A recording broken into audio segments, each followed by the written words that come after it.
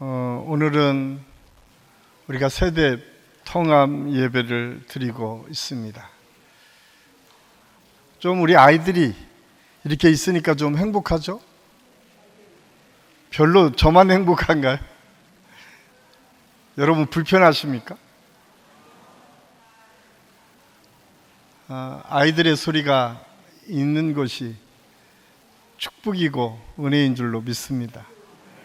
우리 교회가 더 많은 아이들과 더 많은 어린 생명들이 이곳에 와서 우리 하나님을 만나고 그들의 인생이 펼쳐지도록 하는 것, 이것이 궁극적으로 우리 교회가 꿈꾸는 교회이기도 하고 앞으로 우리의 한신교회의 비전이기도 합니다. 그래서 오늘은 정말 우리가 우리 아이들을 마음껏 축복하는 시간이었으면 좋겠습니다. 여러분들이 그냥 축복할 때도 그냥 축복하지 마시고 활짝 웃는 모습을 통해서 서로 인사하겠습니다.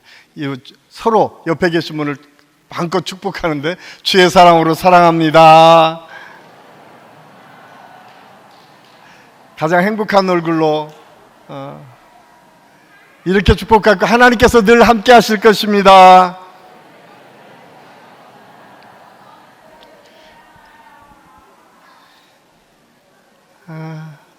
저는 우리 세대 통합 예배를 드리는 두 가지 이유가 있습니다. 하나님께서 우리 인간을 창조하시고 가장 먼저 세운 공동체가 가족 공동체입니다.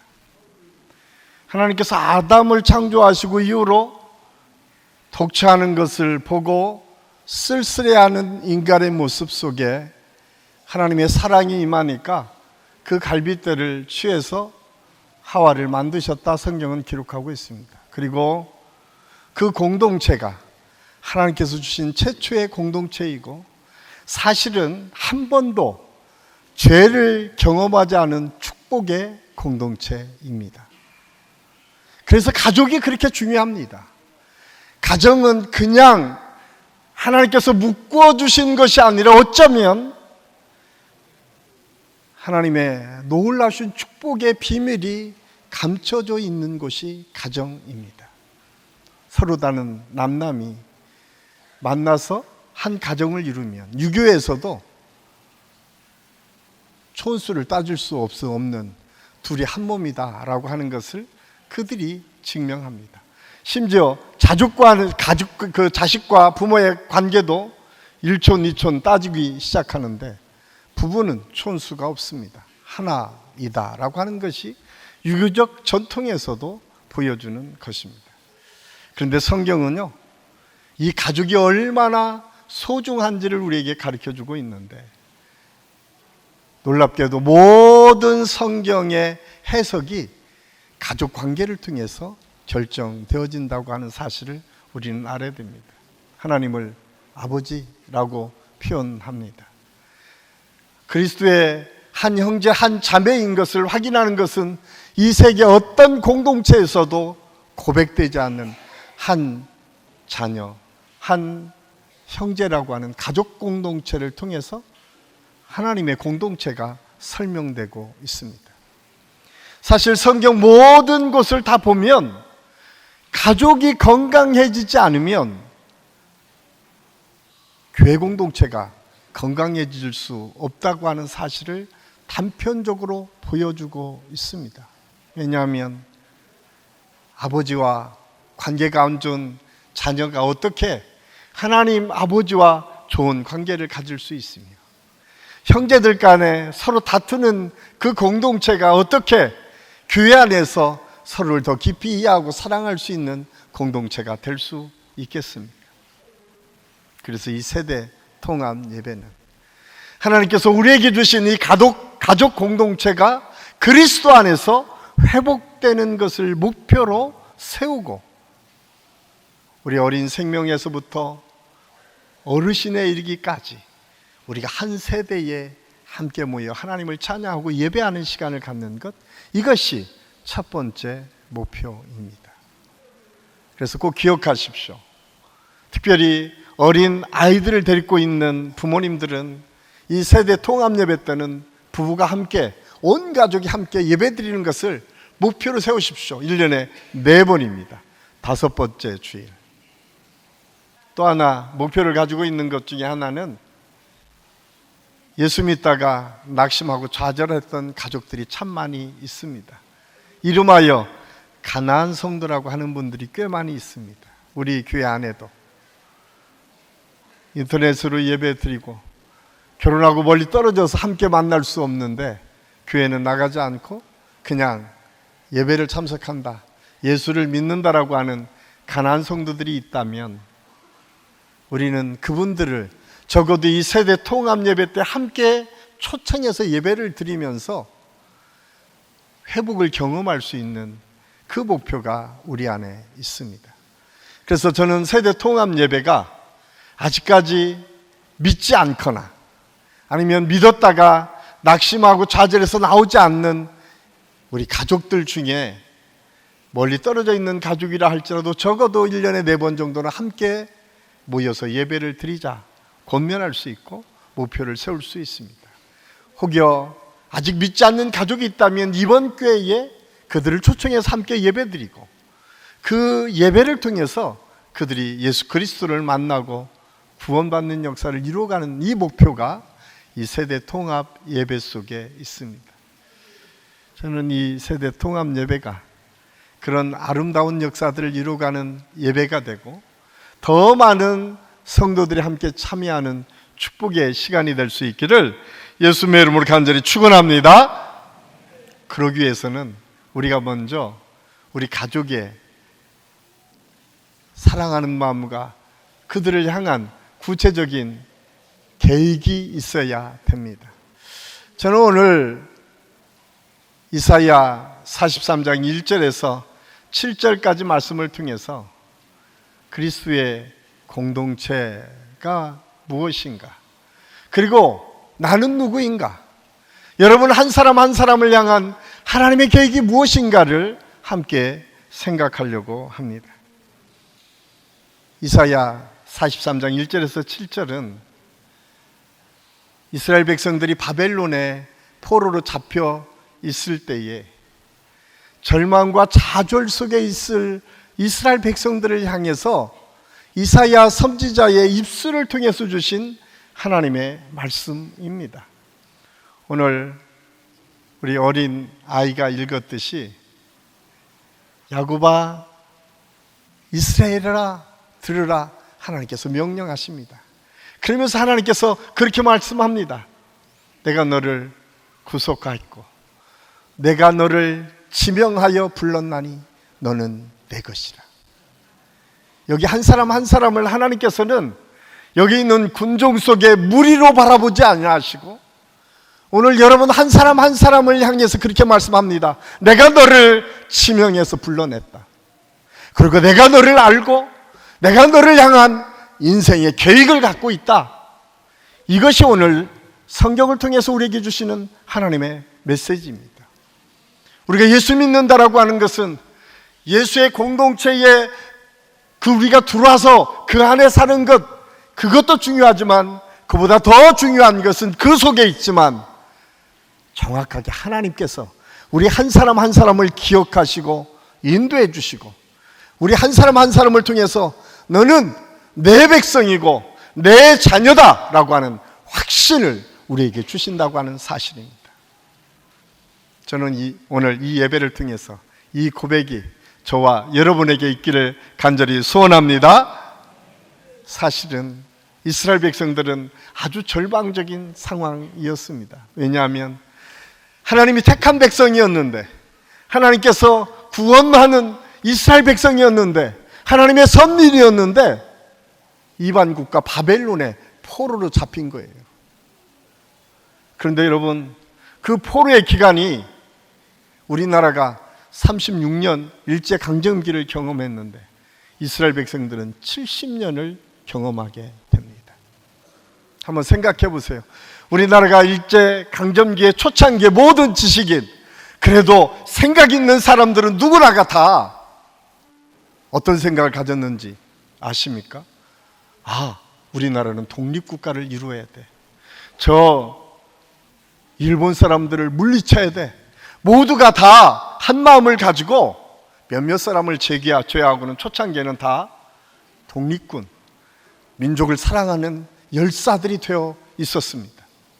그런데 그 지식인들이, 앞서서 이끌었던 지도자들이 점점점 변질하기를 시작합니다. 그 시기가 30년이 지난 후부터 나타난 현상입니다. 우리가 잘 아는 유명한 사람들 가운데 다 변절했던 시인, 문학가, 지도자들이 언제 변절했는가?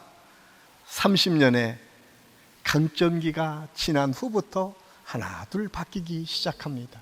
그 이유가 뭔지 아십니까? 희망이 없었기 때문에 그렇습니다. 우리나라가 독립할 것이라고 하는 기대가 없었습니다. 더 이상 우리나라는 일본을 극복할 수 없어 라고 하는 절망이 그 지식인들에게 있었습니다. 자기들의 갖고 있는 아주 중요한 자질들을 마음껏 발휘하기 위해서는 일본과 타협하지 않으면 어렵다고 생각한 그들이 하나 둘 변절하기를 시작합니다. 그런데 여러분, 이스라엘은 70년입니다.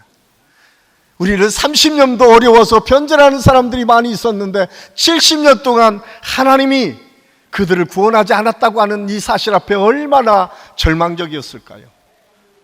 그런데 그때 하나님께서 이스라엘 백성들을 다시 부르시고 이사야 선지자의 입술을 통해서 오늘 말씀을 선포하고 있습니다. 그 말씀이 이사야 40장에서부터 시작되는 위로의 말씀입니다.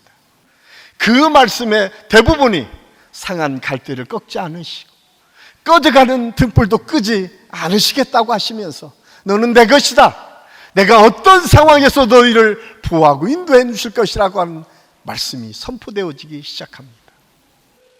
저는 이 어려운 시대를 살아가는 우리 믿음의 사람들에게 동일하게 이 말씀이 선포되어지고 우리 모든 어린 생명들에게도 하나님이 우리에게 어떤 존재인지 다시 깨달아지는 은혜의 시간, 축복의 시간이 오늘이 될 수 있기를 예수님의 이름을 간절히 축원합니다. 그래서 예수 믿는 사람들, 그리스도인의 정체성은 운명에 던져진 존재가 아니라 하나님의 택한 백성이라고 하는 사실입니다. 오늘 잠깐 제가 조금 길지만 영상 하나를 볼 텐데 여러분이 다 아는 영상이라서 혹시 영상 준비되면 한번 틀어주시고요. 우리가 잘 아는 덴마크의 동화작가 안델센의 미운 오리 새끼라고 하는 이야기가 되어 있는 동영상입니다. 이 동영상을 보시면 틀어주십시오.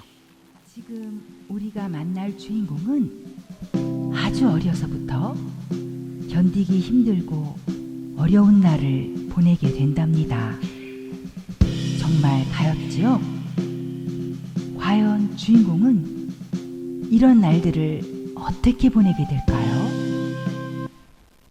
시골의 조용한 숲을 사이에 어미오리가 오랫동안 앉아 있어요.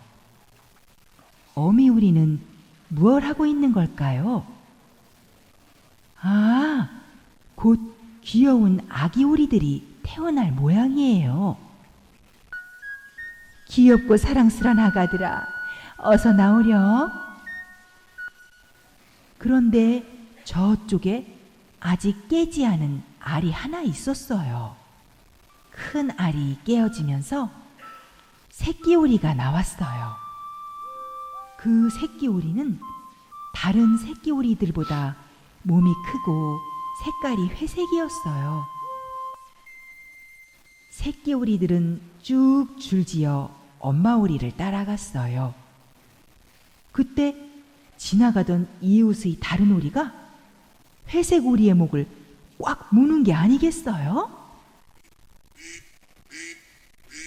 아니, 왜 남의 아기를 무는 거야? 하도 못생겨서 놀려주려고 그랬어. 저렇게 미운 오리 새끼는 처음 봐? 그 후로도 미운 오리 새끼는 다른 오리들, 닭, 칠면조에게 괴롭힘을 당했어요. 저렇게 못생긴 애가 우리랑 형제라니. 맞아, 차라리 고양이가 물어가 버렸으면 좋겠어.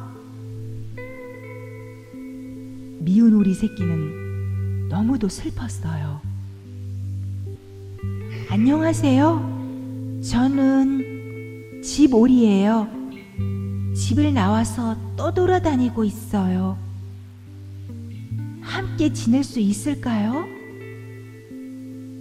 어머머, 집오리가 왜 저렇게 생겼지? 그러게 말이야.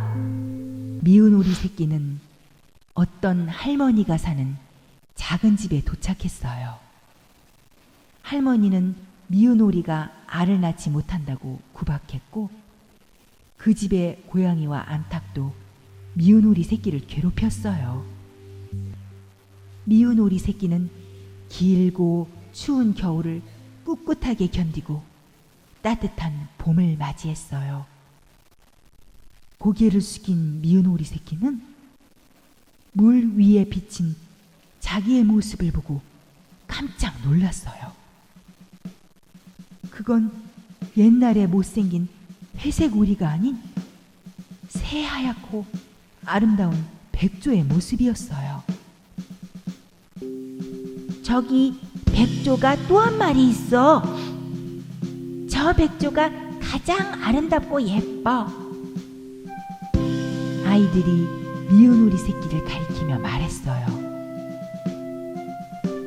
내가 미운 오리 새끼였을 때는 이런 행복이 오리라고는 생각하지 못했어. 친구들, 우리 모두 미운 오리 새끼처럼 힘든 일이 생겨도 씩씩하게 이겨낼 것을 다시 한번 약속해요. 예, 여러분 조금 많이 각색되어지긴 했지만 자기 스스로가 백조인 걸 모르고 평생 천덕꾸러기처럼 살았던 이 미운 오리 새끼, 그는 그 고난의 시간을 지나자 그가 백조라고 하는 사실을 깨닫기 시작하면서 그의 삶은 바뀌었습니다. 우리 앞에 있는 우리 아이들에게 이렇게 하겠습니다. 너는 미운 오리 새끼가 아니라 어여쁜 백조야. 이렇게 한번 서로 축복하겠습니다.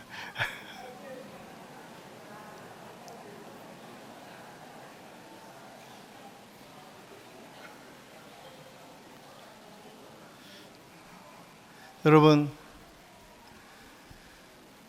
하나님께서 우리를 부르셨다라고 하는 것은 그 순간 우리의 존재가 변화되었다라고 하는 사실입니다. 그래서 요한사도는 요한복음 1장 12절에서 영접하는 자, 곧 그 이름을 믿는 자들에게는 하나님의 자녀의 권세가 있다고 말씀하고 있습니다.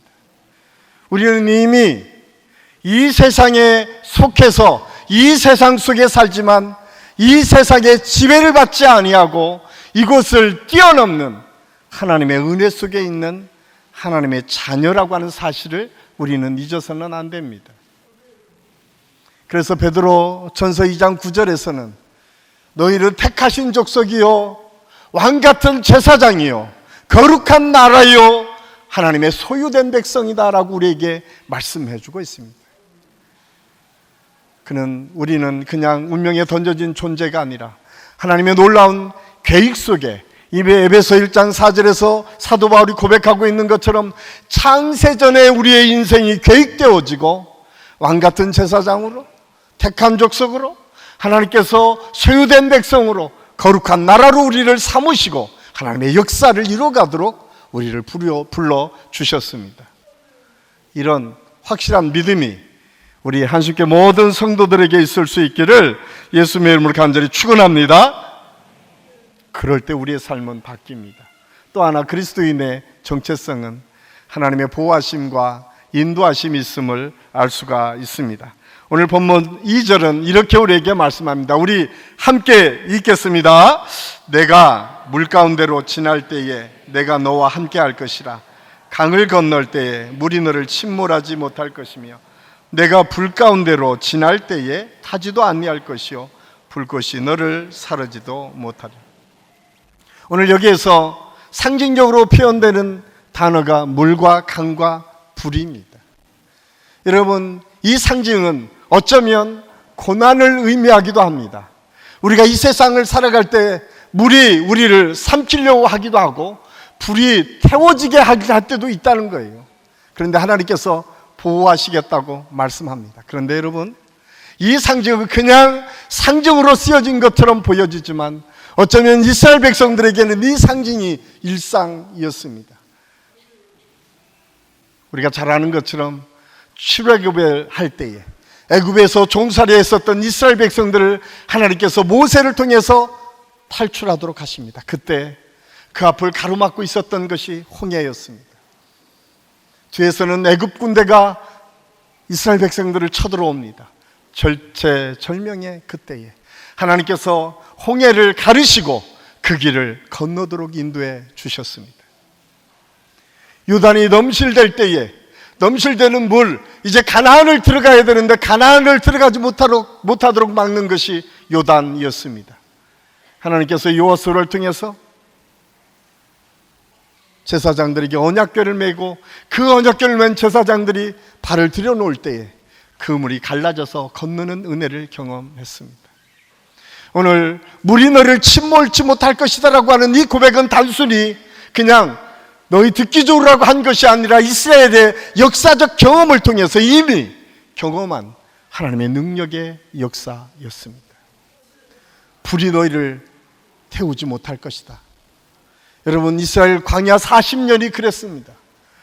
한순간도 살 수 없을 정도로 뜨겁게 내리지는 그 광야 생활을 40년 동안 하나님께서 낮에는 구름 기둥으로 밤에는 불기둥으로 그들을 인도해 주셨습니다. 더 이상 타지 못하도록 하나님께서 안전하게 그들을 보호해 주셨습니다. 이것이 오늘 이사야 선지자를 통해서 다시 이스라엘 백성들에게 선언하고 선포된 하나님의 말씀입니다. 이 말씀은 2000년 전, 3000년 전, 4000년 전에 이스라엘의 역사에게만 있었던 것이 아니라 오늘 저와 여러분의 삶 속에서도 그대로 나타나고 이루어지게 될 줄로 믿습니다. 이 사실을 믿었던 사람이 다윗입니다.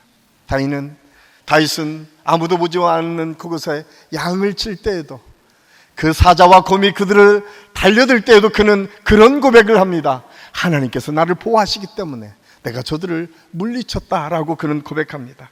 그래서 사무엘상 17장 34절 35절 말씀에 보면 다윗이 사울에게 말하되 주의 종이 아버지 양을 지킬 때에 사자나 곰이 와서 양떼에서 새끼를 물어가면 내가 따라가서 그것을 치고 그 입에서 새끼를 건져내었고 그것이 일어나 나를 해치고자 하면 내가 그 수염을 잡고 그것을 쳐 죽였나이다. 다윗은 그런 용맹함이 하나님께서 함께 하심을 통해서 경험할 수 있었다라고 그는 고백하고 있습니다. 그러면서 그가 고백합니다. 여호와는 나의 목자시니 내가 부족함이 없으리로다. 그런데 여러분, 다윗은 위대한 하나님의 장군이었고 왕이었고 모든 것을 이겨나갈 수 있는 능력자였습니다. 그런데 여러분, 다윗은 자기가 왕이기 때문에 12지파를 통일한 위대한 왕이기 때문에 싸움에 나가기만 하면 승승장구하는 장군이었기 때문에 모든 사람을 다스릴 수 있는 절대적인 권력이 있었기 때문에 푸른 초장 쉴만한 물가로 인도한다고 고백하지 않습니다. 그는 이런 고백을 합니다. 여호와는 나의 목자시니. 그 환경이나 그 가지고 있는 권력이나 그 가지고 있는 힘이나 능력이 그를 푸른 초장 쉴 만한 물가로 인도하는 것이 아니라 하나님이 나의 목자가 되니까, 하나님이 나와 함께 하시니까 내가 푸른 초장 쉴 만한 물가로 인도되었다고 그는 고백하고 있습니다. 그러면서 그런 고백을 합니다. 내가 사망의 음침한 골짜기를 다닐지라도 해를 두려워하지 않을 것은 주의 지팡이와 막대기가 나를 안위하시나이다. 사랑하는 한신교 성도 여러분, 우리 사랑하는 우리 아이들에게 하나님이 목자가 되어 주시면 우리가 사망의 음침한 골짜기를 지날 때에도 하나님께서 우리를 보호하시고 인도하시고 마침내 하나님의 능력의 역사로 이끌어가는 놀라운 역사가 있게 될 줄로 믿습니다. 그 믿음이 우리에게 있고 그 믿음이 그리스도인의 정체성입니다. 그래서 예수님께서는 마태복음 28장 20절에서 이렇게 우리에게 말씀하고 있습니다. 우리 함께 읽겠습니다. 내가 너희에게 분부한 모든 것을 가르쳐 지키게 하라. 볼지어다 내가 세상 끝날까지 너희와 항상 함께 있으리라. 예수님께서 마지막까지 내가 세상 끝날까지 너희들과 함께 있고 너희들을 지켜주시고 보호해 주시겠다 말씀하십니다. 이 고백과 이 은혜가 우리 안에 있는 것, 이것이 예수 믿는 사람이고 그리스도인이다 라고 하는 사실을 오늘 성경은 우리에게 말씀해 주고 있습니다. 저는 우리 한신교회 모든 성도들이 날마다 이 믿음의 고백이 저와 여러분의 고백이 될 수 있기를 간절히 소원합니다. 마지막으로 그리스도인들은 하나님께 찬송을 드리는 것이 사명입니다. 오늘 7절은 내 이름으로 불려지는 모든 자 곧 내가 내 영광을 위하여 창조한 자를 오게 하라. 그가 내가 지었고 그를 내가 만들었다고 말씀합니다. 이 말씀은 포로로 잡혀 있었던 이스라엘 백성들을 회복시키시겠다고 말씀합니다. 우리가 오늘 읽지는 않았지만 이사야 43장 4절에서 5절까지 말씀해 보면 6절까지 말씀해 보면 하나님께서 다시 동쪽에서 서쪽에서 북쪽에서 다시 그들을 회복시켜서 돌아오게 하시겠다고 말씀하고 있습니다. 이것은 이스라엘 백성들의 회복의 약속입니다. 저는 오늘 우리 믿음의 성도들에게 이 회복의 역사가 동일하게 약속되었음을 믿고 고백하는 시간이 될 수 있기를 예수님의 이름으로 간절히 축원합니다. 꼭 기억하십시오. 혹시 사업 때문에 막혀 있습니까? 하나님께서 그 사업을 풀어주실 줄로 믿습니다. 여러분, 여러분의 여러 가지 환경 때문에, 관계 때문에 아파하고 힘들어하는 분이 계십니까? 하나님께서 그것을 풀으시고 다시 하나님의 역사로 그 길을 열어주실 줄로 믿습니다. 아프고 병들어서 고통스럽고 힘들어하는 성도들이 있다면 하나님께서 치료의 광선을 발해주시고 안수해주시고 회복시켜주셔서 건강한 몸으로 바꿔주시는 은혜와 역사가 있을 줄로 믿습니다. 이것이 오늘 이사야 선지자를 통해서 주시는 하나님의 약속입니다.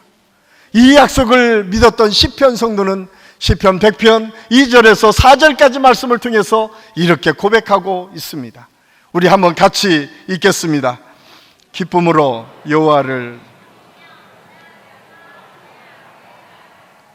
여호와가 우리 하나님이신 줄 너희는 알지어다. 그는 우리를 지으신 이요 우리는 그의 것이니 그의 백성이요 그의 기르시는 양이로다. 감사함으로 그의 문에 들어가며 찬송함으로 그의 궁정에 들어가서 그에게 감사하며 그의 이름을 송축할지어다. 아멘. 이대로 우리 어린 생명들 또 우리 모든 성도들의 가정에 이 하나님의 축복이 임할 수 있기를 예수님의 이름으로 간절히 축원합니다. 꼭 기억하십시오. 우리는 운명에 던져진 존재가 아닙니다. 수십억 인구 속에 우리가 살아가지만 여전히 하나님께서 우리를 보호하시고 인도하시고 함께 하시기 때문에 이 땅에 유한한 삶을 살지만 영혼을 소유하며 사는 사람들이고 이 땅에 시간의 지배를 받지만 하늘의 상속자로 영원한 세계를 꿈꾸며 사는 사람들이고 우리가 이 세상에서 비록 여러 가지 어려움과 환난을 경험할 수 있지만 그 경험을 이미 이기신 예수 그리스도의 능력을 통해서 언제나 하나님의 능력을 이루어가며 하나님의 영광을 드러낼 수 있는 믿음의 사람들임을 우리가 깨닫고 오늘 이사야 선지자를 통해서 주신 말씀처럼 우리 모든 성도들의 삶이 하나님께 영광을 돌리는 삶이 될 수 있기를 예수님의 이름으로 간절히 축원합니다. 기도하겠습니다. 아버지 하나님, 은혜를 감사합니다. 오늘 말씀을 통해서 우리가 어떤 삶을 살아야 되는지, 그리스도인의 정체성이 어떻게 우리 안에 임하게 되었는지를 함께 생각했습니다. 성령님, 우리 어린 생명들에게 하나님의 택한 백성임을 언제나 깨닫는 믿음을 허락하여 주시옵소서.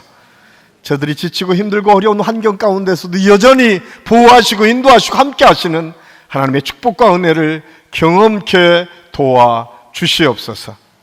무엇보다도 우리 한신교회 모든 성도들의 가정과 삶 속에서 하나님의 영광이 드러나며 우리가 가는 곳곳마다 예수 그리스도의 복음이 증거되는 아름다운 역사가 이어지게 도와 주시옵소서. 오늘도 우리 함께 하시는 주님을 찬양하며 예수님의 이름으로 감사드리며 기도하옵나이다. 아멘.